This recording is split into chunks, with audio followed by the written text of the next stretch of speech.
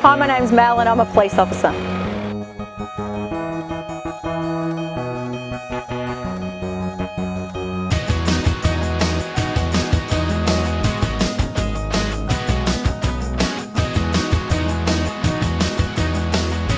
So I'm a Wurundjeri Yorta Yorta woman. So my great-grandmother was born on Corrandirk, which is a mission out at Hillsville. Growing up, I always wanted to be a police officer.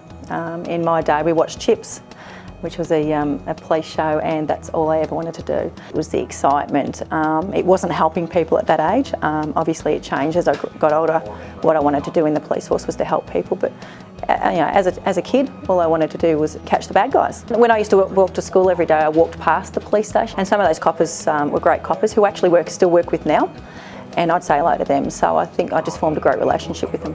From finishing high school, I started university, but always knew that my passion was in policing. So I did about 12 months of my university degree. I rang up in recruiting and just stated that I wanted to join. I needed to go sit an exam, which I did at the academy, and just seeing the academy on that day was just fantastic, and I knew that's where I wanted to go. I then had to do a fitness test, which first of all I failed. You had to do it in a specific time, and I failed the first time, but a couple of months later I got myself even fitter and came back and redid the fitness test. I then had to sit an interview, and from there I was deemed eligible to sit in a pool. From there, I was then, took about 18 months from the starting process to the end, where they said, no worries, you're going to be starting at the police academy for 5 months. I just absolutely enjoyed it. It's very regimented, which is what I love, so I knew what to expect. I absolutely loved the drill, the fitness, and just learning about the law. So when I graduated, my training station was Melton, and look, there was only one other policewoman there, so I made number 2 policewoman, but I fitted in very well. I was just one of the boys, and I know some people might say that that's a bit sexist, but it's not, because it takes a certain type of person, but someone that doesn't mind conflict and to be able to go into dangerous situations. We all bring different qualities to the job. My survival skill is me communicating to people and just trying to get them to comply with what we need to do to make sure they're safe and I'm safe. The good thing about this job is that we can help people. A lot of people just see police officers as catching bad guys, and to me that's 10% of my police work. The other 90% is making sure the community feels safe and forming those relationships with the community. I am representing community. I think that community feels safe when our children are safe. So my role is to make sure that the children are safe. When the children are safe and happy, the parent is safe and happy, and when they're safe and happy, the community is safe and happy. I achieve that by working with the community. Each community has Neighbourhood Watch, or they have local community groups, that they have local traders associations. So there's specific police officers that go out and actually speak to those traders or community and just talk to them about how we can make them feel safe.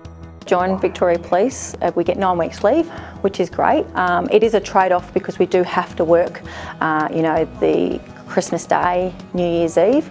But New Year's Eve is always good, especially if you're working at like you might go to Anglesea or Phillip Island. And it is true, you do get kissed when New Year's Day comes. So that's a bonus.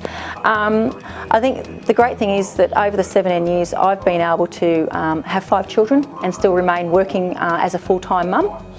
So they've been flexible in my hours. So that's been great, and the fact that if needed be, I could have went part-time. That was a choice. I chose not to. But also the fact that I've worked 17 years as a general duty police officer because that's what I wanted. That's how I felt that I could be close to community, and that was my passion.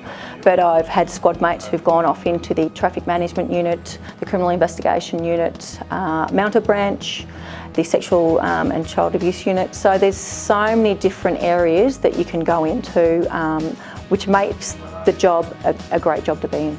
So some highlights from my career. One of my big highlights, I save a woman and her children from actually being murdered. Being able to chase them on the freeway, stop that person that was actually going to take them and murder them. To be a good police officer, you need to be able to communicate with anyone.